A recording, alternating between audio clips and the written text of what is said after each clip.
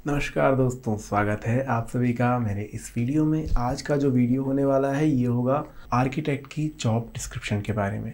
जानेंगे एक आर्किटेक्ट क्या क्या काम करते हैं। बहुत लोगों को परेशानी होती है यार, सिविल इंजीनियर या आर्किटेक्ट दोनों में से कौन से ज़्यादा काम की चीज़ है, किसके पास जाना चाहिए। तो चलिए आज आपका सॉल्यूशन दे देते हैं। शुरुआत से पहले बस इतना चाहूँगा कि अगर आपने सब्सक्राइब नहीं किया है चैनल को तो सब्सक्राइब का बटन दबा दीजिए, क्योंकि ऐसे ही काफ़ी सारे अच्छे से वीडियोस मैं बनाते रहता हूँ। तो बेसिकली अगर देखेंगे एक आर्किटेक्ट का काम क्या होता है तो वो होता है किसी भी चीज़ को, किसी भी बिल्डिंग को प्लान करना, डिज़ाइन बनाना और बड़ी बड़ी इमारतों के रिव्यू करना। जैसे कि काफ़ी सारे वीडियोस हम देखते हैं, मोबाइल रिव्यू, गाड़ी रिव्यू, ऐसी बड़ी इमारतों के रिव्यू एक आर्किटेक्ट करता है कि डिज़ाइन कैसी है, कैसी हो सकती थी, कैसी नहीं हो सकती, कितना अच्छा है, कितना गड़बड़ है।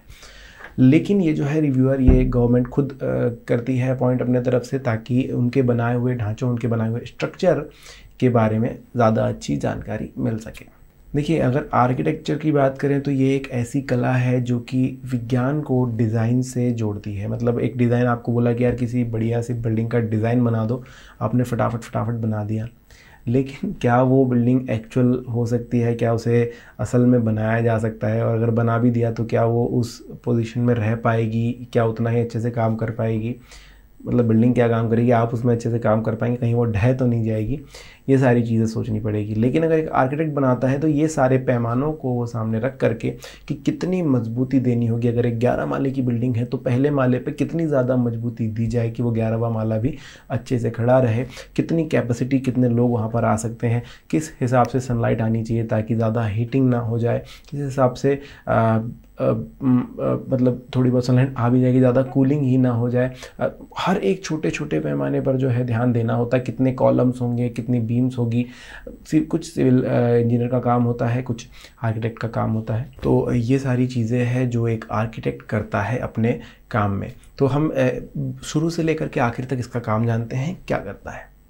जो सबसे पहला काम होता है दोस्तों, पहला काम ये होता है कि जब एक क्लाइंट आपके पास आया, जो आर्किटेक्ट है उसके पास जाता है, तो क्लाइंट के दिमाग में एक स्टाइल होता है, एक डिज़ाइन होता है कि इस तरीके की बिल्डिंग मुझे बनानी है। मुझे अपनी बिल्डिंग में 500 या 600 कमरे चाहिए होंगे। बड़ी बिल्डिंग की बात करें, छोटी बिल्डिंग की बात करें तो 2 BHK 3 BHK फ्लैट बनाना है, इसमें यहाँ पर मैं ये रखना चाहता हूँ, वो रखना चाहता हूँ। ये पूरा आइडिया लेकर के एक क्लाइंट एक आर्किटेक्ट के पास जाता है।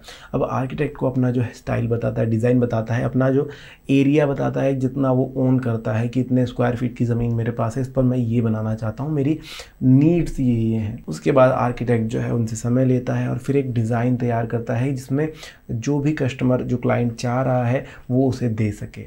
चाहे वो एक बड़े होटल की बात करें, 500 बिल्डिंग बनानी है, 500 रूम्स बनाने हैं उस बिल्डिंग में, तो उसके हिसाब से उतने एरिया में कारपेट एरिया कितना होगा, बिल्टअप एरिया कितना होगा, कहाँ पर बिल्डिंग की दीवारें होनी चाहिए, पिलर्स होने चाहिए, कॉलम्स होने चाहिए, सारा जो है सेटअप एक आर्किटेक्ट को करना होता है। एक बढ़िया सी डिज़ाइन बना कर देनी होती है। अगर छोटे घरों की बात करें तो भी एक आर्किटेक्ट बढ़िया सा डिज़ाइन बना कर देगा। इसके बाद उनका काम और भी ज़्यादा है, कुछ स्टाइलिंग तक के। सो जैसा मैंने स्टार्ट में बताया आपको कि सिर्फ डिज़ाइन बनाने तक नहीं, मतलब एक पूरा पढ़ाई लिखाई करके वो डिज़ाइन बनते हैं कि ये डिज़ाइन पर अब जो भी बिल्डिंग बनेगी वो मजबूत होगी। वो कभी भी ऐसे नहीं कि हल्के फुल्के भूकंप में ढह रही है या कुछ भी हो रही है। वो एक मजबूत बिल्डिंग बनेगी जिसमें आप अच्छे से रह सकेंगे। अब यहाँ पर होता है दोस्तों सेकंड चीज़, प्लान करना। अब ये देखिए, डिज़ाइन तो बनकर तैयार होगी लेकिन वो अभी पेपर पर है, तो उसका डॉक्यूमेंटेशन करना होता है। उसके बाद जो है इंजीनियर्स को अपॉइंट करना होता है और जैसे पहले तो एक नक्शे पेपर पे बनाए जाते थे कि इस तरीके से बिल्डिंग बन जाएगी। वो जब फाइनल हो जाती थी, जब बनती थी, तब पता चलता था कि यार ऐसी बनूंगी। लेकिन अभी काफ़ी सारे हमारे पास सॉफ्टवेयर्स हैं, जैसे कि कैड की बात कर लें तो उस पर भी बनाकर देख लिए जाते हैं कि इस तरीके से बिल्डिंग होगी। अब उसके अंदर से सब तरफ घूम फिर के आप देख सकते हैं कैसा कमरे होंगे, क्या चीज़ें होंगी।